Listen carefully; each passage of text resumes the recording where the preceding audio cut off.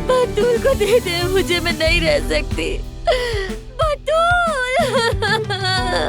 मैंने अपना वादा पूरा किया, उस जुमाना को उसकी बहन से जुदा कर दिया। अब बारी है ओज़ान की।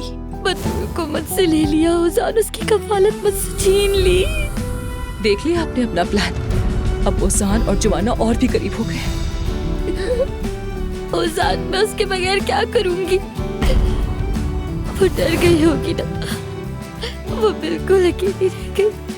बतूल आज उदास थी और स्कूल भी देर से आई थी। सब कुछ ठीक तो है ना? देर से आई थी? हाँ, 2 पीरियड मिस कर दिए थे उसने। अब मेरी बहन मेरे साथ रहेगी, मैं उसे आपके पास नहीं छोड़ूंगी।